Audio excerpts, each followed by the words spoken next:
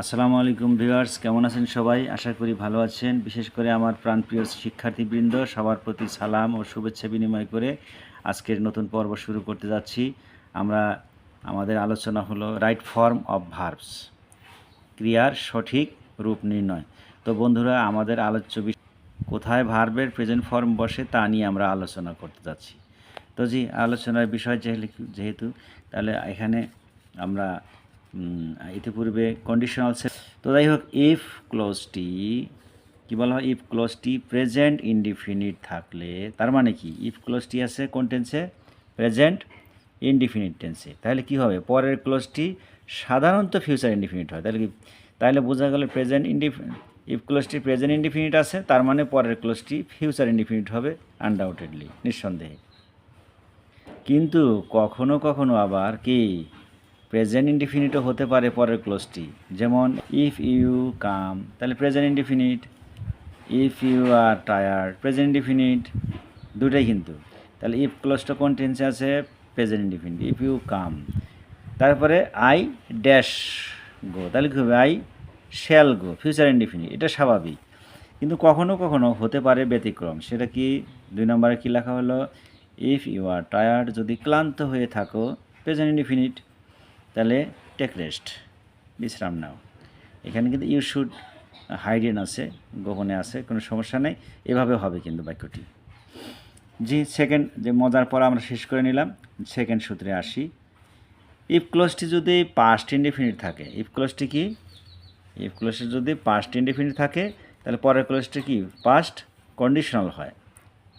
তাহলে কি হয়? পরের ক্লোজটি পাস্ট কন্ডিশনালস হয়। বাস, কথা শেষ। পাস্ট কন্ডিশনালস কাকে বলে?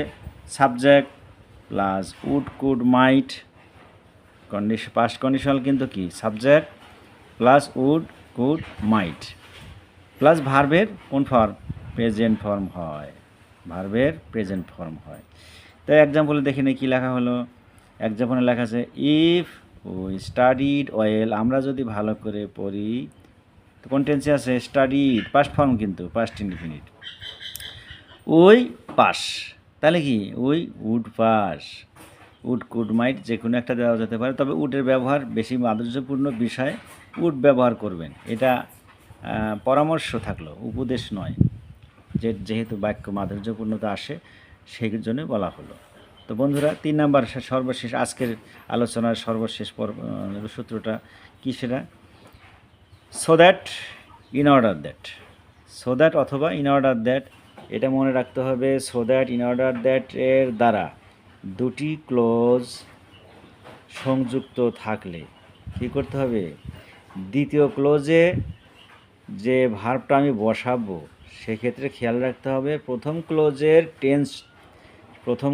টেন্স কোন টেন্সে আছে, ভার্বটা কোন টেন্সে, সেই অনুপাতে আমার দ্বিতীয় ক্লোজের ক্যান, কুড, মে, মাইট বসবে। আর নিশ্চিত বোঝা যাচ্ছে ক্যান হলো প্রেজেন্ট, কুড হলো পাস্ট, মে প্রেজেন্ট, মাইট পাস্ট। তার মানে সামনের ক্লোজটি যদি প্রেজেন্ট থাকে তাহলে দেব ক্যান, সামনের ক্লোজটি পাস্ট থাকলে দেব কুড, সামনে ক্লোজটা প্রেজেন্ট থাকলে দেব মে, আর পাস্ট থাকলে দেব মাইট। বাস, বোঝা শেষ।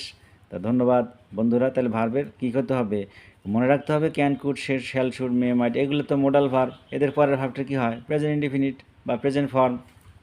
ধন্যবাদ বন্ধুগণ। তো সুন্দর পড়া আমরা শেষ করলাম। দ্য স্টুডেন্টস মানে ছাত্রছাত্রীরা স্টাডিড, ভালো করে স্টাডিড, ডিলিজেন্টলি, মনোযোগের সাথে, গভীরভাবে মনোযোগের সাথে পড়তেছে ছাত্রছাত্রীরা। পড়লো, তাহলে কি কোন টেন্সে আছে? স্টাডিড, পাস্ট ফর্ম নিশ্চিত। ওয়েল, সো দ্যাট, যাতে করে বা যাতে করে। দে সিকিউর, রক্ষা করতে পারে স্কলারশিপ বা স্কলারশিপ। তাহলে কি হবে? এনে স্টাডিড প্রেজেন্ট ফর্ম না, পাস্ট ফর্ম আছে, অতএব সিকিউর ঠিক থাকবে মূল ভাব। তার সামনে কি দেব? মে দেব না মাইট দেব? কোনটা? অবশ্যই বলবেন মাইট, কারণ সামনের ক্লোজটা কি আছে? পাস্ট আছে, অতএব পরের ক্লোজে পাস্ট হবে। জি। দ্য প্রেসিডেন্ট স্পিক্স, এই যে লাউড, তাহলে কি? সো দ্যাট বা in order that the audience মানে শ্রোতারা কি হয়? ড্যাশ হেয়ার, শুনতে পারে, হিম ক্লিয়ারলি, কি কুড হেয়ার হবে না ক্যান হেয়ার হবে বলেন? নিঃসন্দেহে আপনি বলবেন এখানে ক্যান হেয়ার, কারণ এখানে প্রেসিডেন্টের ভার্বটা কি আছে? Present form. ইন অর্ডার দ্যাটের সামনে ভার্ব যদি প্রেজেন্ট ফর্ম থাকে, ইন অর্ডার দ্যাট, সো দ্যাটের সামনের ভার্বটা যদি বা সামনের ক্লোজের ভার্বটা যদি প্রেজেন্ট থাকে, তাহলে পরের ক্লোজের ভার্বটা পরের ক্লোজে আমরা কী বলবো? Can hear. তো বন্ধুরা, আজকে আশা করি আমি আরেকটাবার দেখে নিচ্ছি। আমরা এখন এক নজরে আমরা দেখে নেই রাইট ফর্ম ভার্বে আমরা কি আলোচনা করলাম।